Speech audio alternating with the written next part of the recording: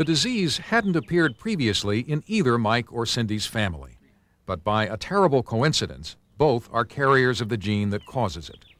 I think any time that you pass anything on to your children, I can't think of anything worse.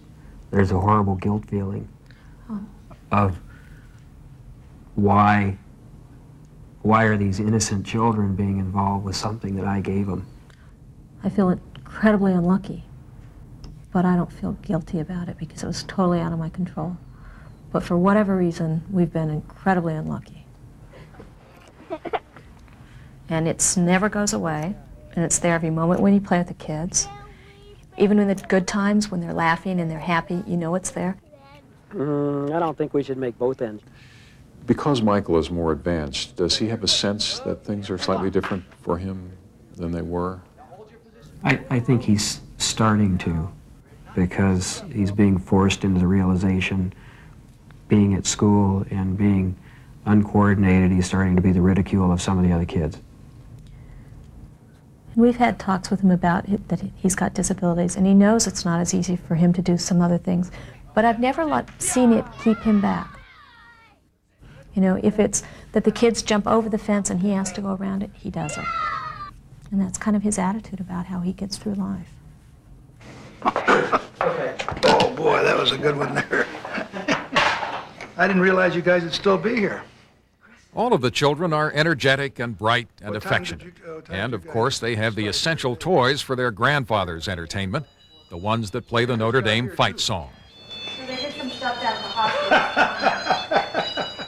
Because they simply couldn't stand by and watch the disease take hold, the family took action, the action that brought Era back out of his retirement, by forming a national foundation named for Era to raise money for research into Niemann-Pick type C.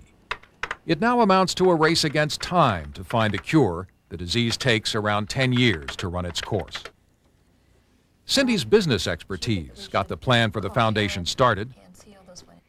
Mike is an orthopedic surgeon. His contacts in medicine helped raise an advisory staff. And Era went to work at what he knows best. There is a similarity between what we had to do as football players and football coaches. We have to be organized. We're out recruiting, trying to get talent. In this particular case, we're getting volunteers to help our cause. We have a goal. The one thing that we have learned in competitive athletics is when you're knocked down, you don't stay down. You get up to meet the next challenge. And every athlete in this room, whether you were in baseball or basketball or football. Despite poor physical health that had caused him to slow down his traveling, he's had 4 surgeries on one hip and also has a bad knee. Parseghian has gone back on the road to make dozens of appearances on behalf of the foundation, with private donors and at public fundraisers like this one, the country club in Greenwich, Connecticut. Having 2 granddaughters myself, I was really touched and certainly want to be a part of it. If we're going to try to raise some money to try to find a cure, I certainly want to do everything that I could to help.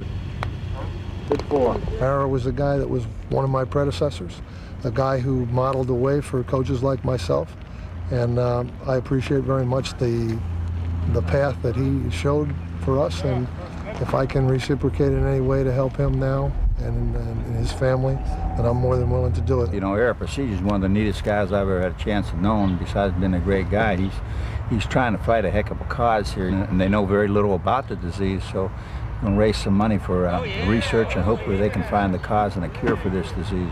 Nice. All right. Yes. Take a ride on that, baby. This is something that now people have to discuss and talk about and learn about and try to raise some money to get it started, and that's what they're doing here today, is you get some seed money, get some recognition through ARA, and it makes people aware of what's going to happen and what can be done in the future for these kids. The truth is that very few of us ever heard of this disease a few weeks ago, and the hope is that none of us hear of it 10 or 20 years from now.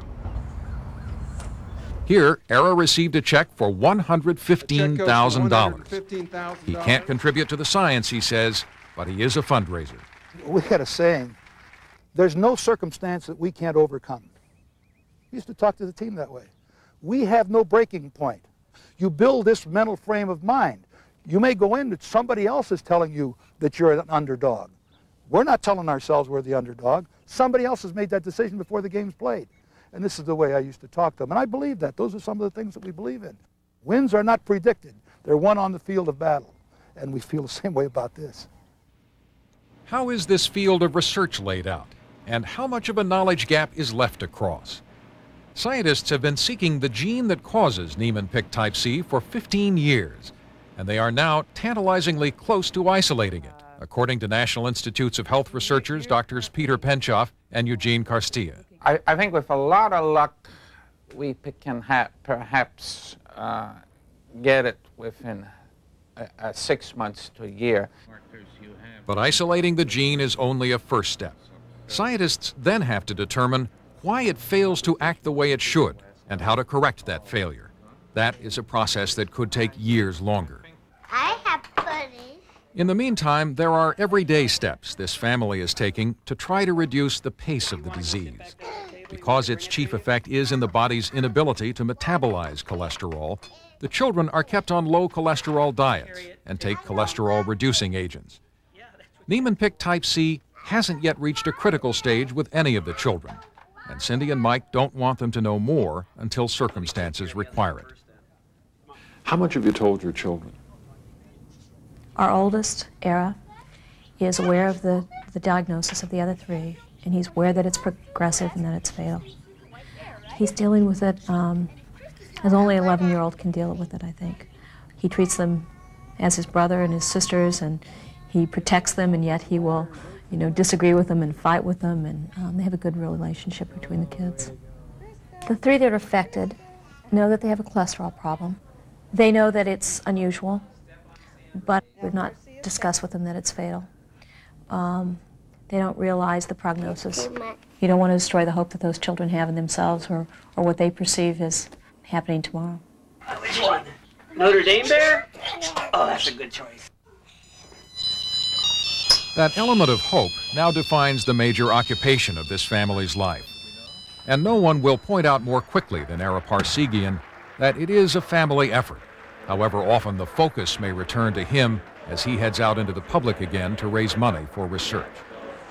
The foundation is named for him because it encompasses all the lessons he has lived and taught. Getting back up when you're knocked down, never accepting anything as impossible.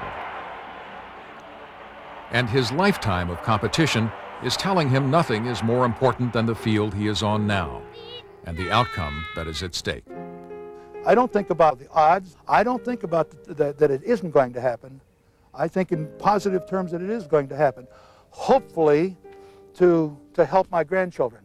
You got a hug for Grandpa? And if it doesn't, there'll be youngsters worldwide that'll be the beneficiary of ultimately what I think will be a cure to this disease.